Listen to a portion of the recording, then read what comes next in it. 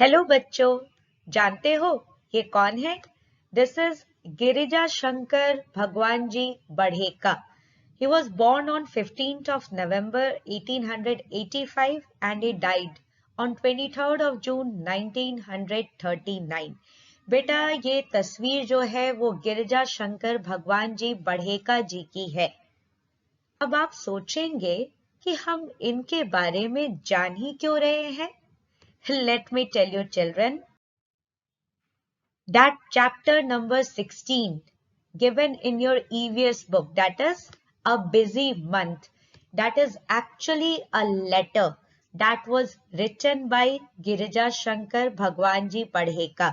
अगर आप गौर से देखते हैं तो देखिए बेटा, ये जो चैप्टर है ये एक्चुअली में किसी का लिखा हुआ लेटर है. और ये लेटर किसने लिखा था? गिरिजा शंकर भगवान जी बढ़ेका ने. चलो इनके बारे में थोड़ी और जानकारी हम लोग हासिल करते हैं. प्यार से लोग इन्हें गीजू भाई बढ़ेका कहकर भी पुकारा करते थे. He lived in Gujarat and he wrote many stories for kids. इन्होंने बच्चों के लिए कई सारी कहानियां लिखी. आपको पता है, Gandhi ji used to call him by the name of मूछाली माँ, जिसका मतलब होता है गुजराती में मूछों वाली माँ. उन्होंने ऐसा नाम क्यों रखा गिजू भाई का? Because of his deeds. बेटा इन्होंने बच्चों के लिए जो भी कार्य किए उसकी वजह से गांधी जी ने इनका नाम रख दिया बच्चों की माँ, मूछाली माँ, मूछों वाली माँ. ठीक है. He was actually a lawyer. ये एक वकील थे. When his son came to this world, when his son was born, जब इनका बेटा जन्म लेकर के इस दुनिया में आया तो थोड़ी देर के लिए he felt very sad and anxious. ये बहुत ही दुखी हुए, चिंतित से हुए. क्यों जानते हो? क्योंकि इनको ये लगा कि when this boy grows up, जब ये बच्चा बड़ा होगा, he will have to go to school. इसको तो स्कूल जाना पड़ेगा, जहाँ पर टीचर्स जो है वो क्या करते? मारा करते, डरा करके पढ़ाया करते. तो उनको बहुत दुख होने लग गया. वो नहीं चाहते थे कि इनका बच्चा या कोई भी बच्चा ऐसे किसी भी परिस्थिति से गुजरे जहां पर उसे डराया जाए, जहां पर उसे मारा जाए. तो बेटा इन्होंने बहुत सारा फिर काम करना शुरू किया. इन्होंने बाल मंदिर, बाल भवन कह करके अपना एक हॉस्टल भी खोला, स्कूल भी खोला बच्चों के लिए, जहां पर बच्चों को बिल्कुल प्ले वे मेथड से पढ़ाया जाता था. हंसते खेलते, कहानियां सुनाते, सुनते, इस तरह से वो बच्चों को पढ़ाया करते थे. इसीलिए तो इन्हें बच्चों की मूछ वाली माँ का नाम दिया गया था. Let us read what he has written in the letter. वो लिखते हैं, प्यारे बच्चों, It is 3 o'clock in the afternoon. दोपहर के 3 बज रहे हैं and I can't see any cloud in the sky and the sun is burning hot. बच्चा पार्टी गुजरात है, वो भी अप्रैल, तो गर्मी तो तपाने वाली पड़ेगी. वही गिजू भाई यहाँ पर कह रहे हैं कि आसमान की तरफ देखो तो ऐसा लग रहा है कि सूरज आग बरसा रहा है और बारिश का तो कोई नामो निशान है ही नहीं, क्योंकि कोई बादल ही नहीं है. आगे वो कहते हैं कि I can see various types of birds. For example, I can see sparrows, I can see doves, I can see sunbirds working in pairs. बेटा पेयर से यहाँ पर मतलब है पेरेंट बर्ड से. पेरेंट कौन कौन होते हैं? हमारे मदर और फादर. तो पेरेंट बर्ड्स जो है they have started working together to make nests. Why do birds construct nests after all? चिड़िया जो होते हैं, वो लोग पक्षी जो होते हैं, वो आखिरकार घोंसला बनाते ही क्यों है? So that they can safely lay their eggs.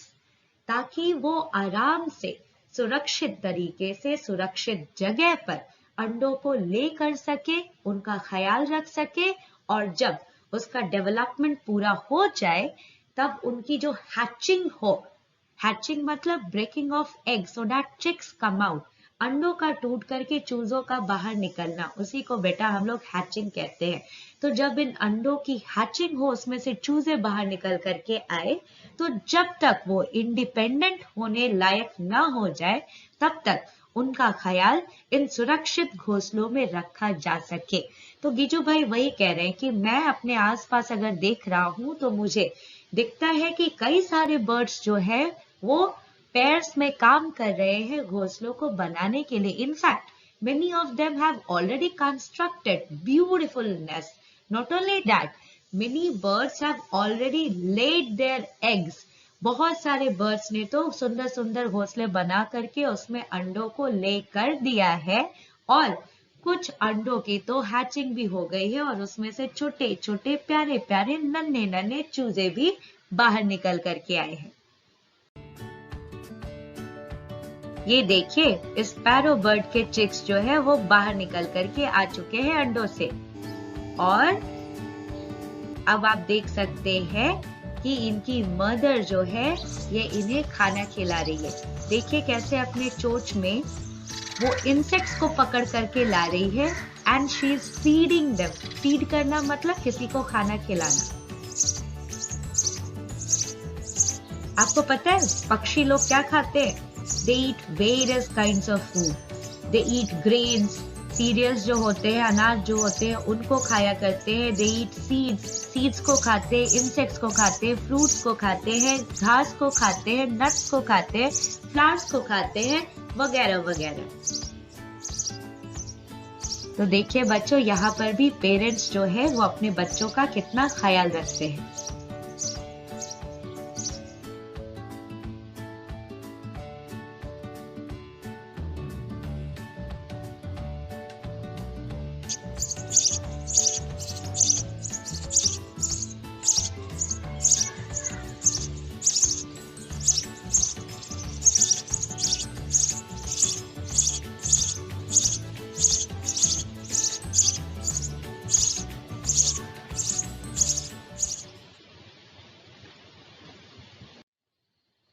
आगे गिजू भाई कहते हैं कि हमारे कोर्टयार्ड में भी, हमारे आंगन में भी देखिए एक बेबी डव है. ये देखो, ये है बेबी डव. और ये कहते हैं कि there is another egg also in the nest but that egg has not yet hatched. दूसरा अंडा भी है उस घोंसले में लेकिन वो अभी तक फूटा नहीं है. On the way to Gopal भाई's house, गिजू भाई जब गोपाल भाई के घर जा रहे थे, he saw many stones lying along the roadside. Road के किनारे पर बहुत सारे पड़े हुए पत्थर थे. And in the space between those stones, he got to see something very beautiful. What was that? That was a nest of Indian robin, in which it had laid its beautiful blue-colored eggs. बेटा गिजू भाई को इन पत्थरों के बीच में Indian robin का खूबसूरत सा घोंसला देखने के लिए मिलता है और उस घोंसले के अंदर में इंडियन रॉबिन के ब्लू कलर के एग्स भी थे. एक्चुअल में बच्चू भाई ने उन्हें दिखाया था कि गिजू भाई ये देखो, इन पत्थरों के बीच में इंडियन रॉबिन का घोंसला है. आपको मैं दिखा दूं, Indian robin looks like this. This is Indian robin bird.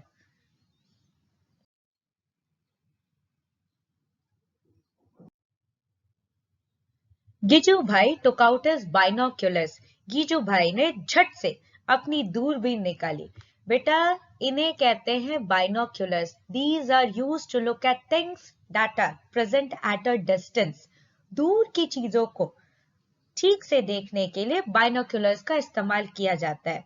तो गिजू भाई ने binoculars निकाल करके और इंडियन रॉबिन के नेस्ट को देखना शुरू किया. What he got to see was that the nest was made of grass. बेटा घोंसला जो था वो घास का बना हुआ था. And in order to make it very cozy, warm and comfortable, उसको एकदम आरामदायक गद्देदार बनाने के लिए there were laid wool. उसके ऊपर में बेटा ऊन रखा हुआ था, twigs रखे हुए थे, पेड़ों के रूट्स थे, हेयर था एंड कॉटन वुल. इन चीजों को डाल करके इंडियन रॉबिन ने उसे बिल्कुल कोजी सा, कंफर्टेबल सा, गद्देदार बनाया हुआ था.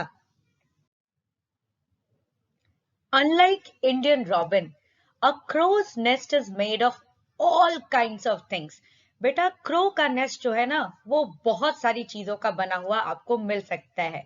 Whatever it finds, it uses it to make its nest. For example, in this picture itself, you can see that the crow has constructed its nest using wire and wood. यहाँ पर देखिए ना बच्चों, तार का इस्तेमाल करके, लकड़ी का इस्तेमाल करके, कोट के हैंगर्स का इस्तेमाल करके क्रो ने अपना नेस्ट बनाया हुआ है.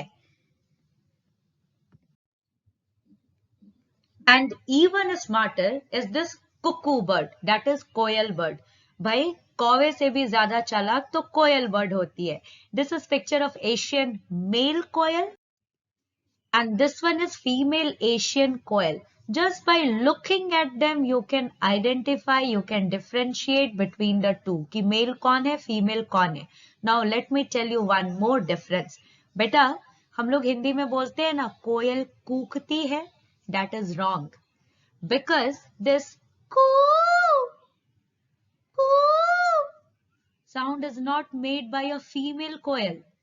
It is made by a male koel. So in reality, koel kookta hai.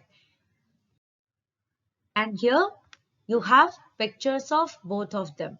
On left hand side, you have the picture of female Asian koel. And on right hand side, you have the picture of male Asian koel. अब चलो इनकी आवाजें सुन लो.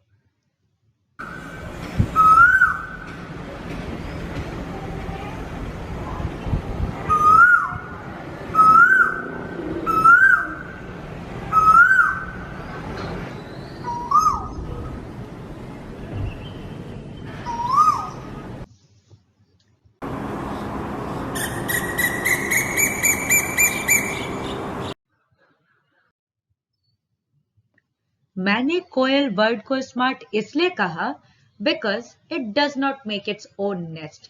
अपना घोंसला बनाने में ये बिल्कुल मेहनत नहीं करती है. What it does that it lays its eggs in a crow's nest. ये एक कौवे के घोंसले में जाकर के अपने अंडों को लेकर देती है.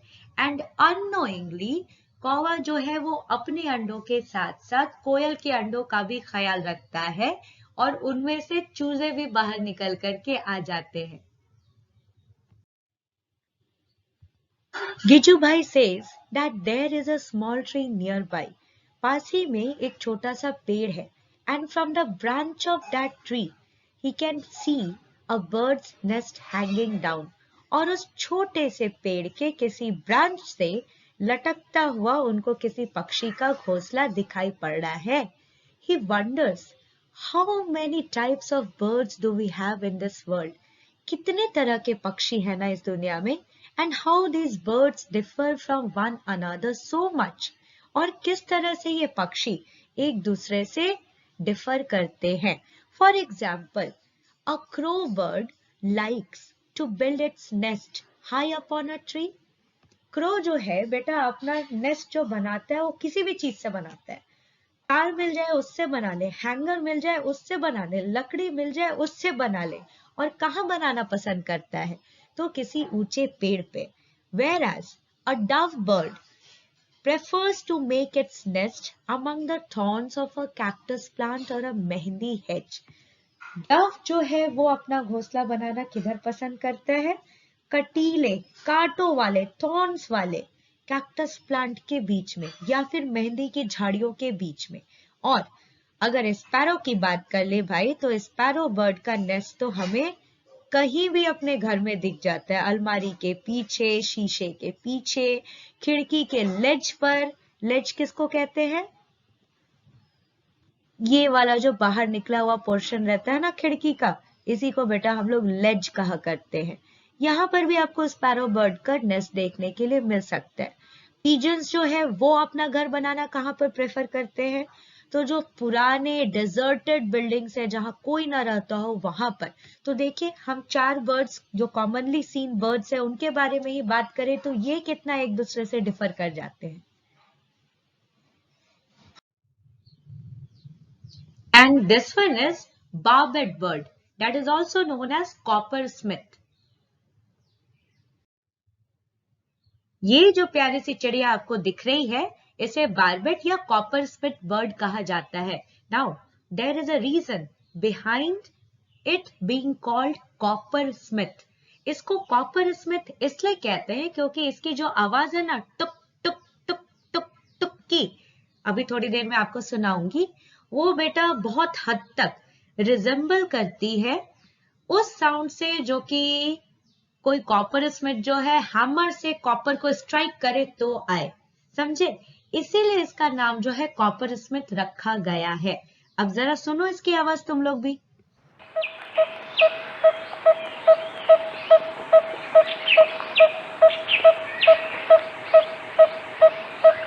यही जो टुक टुक की आवाज है,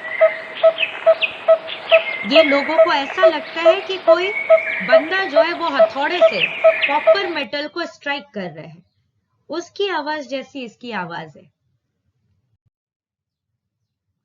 और ये अपना घोंसला कहाँ बनाती है जानते हो? In a hole in a tree trunk. पेड़ के तने में छेद में ये अपना घोंसला बनाया करती है। और ये है tailor bird, and you very well know why this bird is known as a tailor bird, because just like a tailor it stitches two leaves with the help of its beak to make its nest।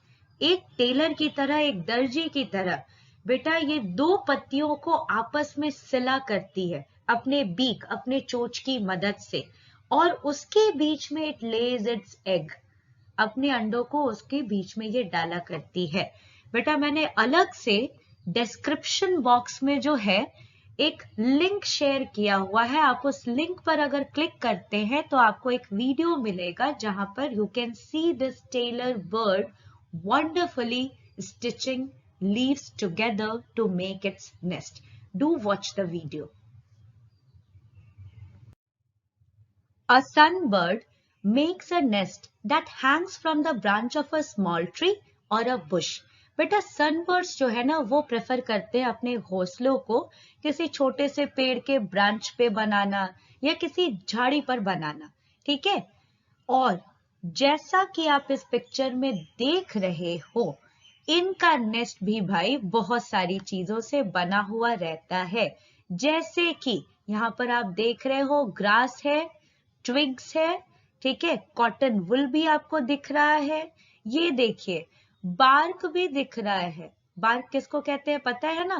पेड़ का जो trunk होता है, जो stem होता है, जो तना होता है, उसका जो छिलका होता है, आउटर स्किन, उसी को बेटा बार्क कहते हैं। और ये देखो यहाँ पे इन्होंने बार्क लगाया हुआ है, सूखी हुई पत्तियों का भी इन्होंने इस्तेमाल किया हुआ है, ठीक है, यहाँ तक कि बेटा कपड़ों के टुकड़े और स्पाइडर्स के कॉबवेब्स, जो मकड़ियों के जाले होते हैं, उनका भी इस्तेमाल ये कर लिया करते हैं अपने नेस्ट को बनाने के लिए। तो ये देख रहे हो बेटा कैसे बर्ड्स जो है ये एक दूसरे से डिफर करते हैं। एंड दिस वन इज बया वीवर बर्ड। नाम ही देखिए वीवर बर्ड है, क्योंकि ये बहुत ही इंट्रिकेट, बहुत ही खूबसूरत सा घोंसला जो है वो वीव करता है, बुनता है। Let me tell you that in baya weaver birds the male bird makes beautifully woven nest. जो मेल बर्ड होता है बेटा वो इतने सुंदर से खूबसूरत नेस्ट को बनाता है, और फीमेल जो है वो आकर के चेक करती है नेस्ट को, जो नेस्ट उसको पसंद आता है उसी में वो फिर ले करती है अपने अंडों को।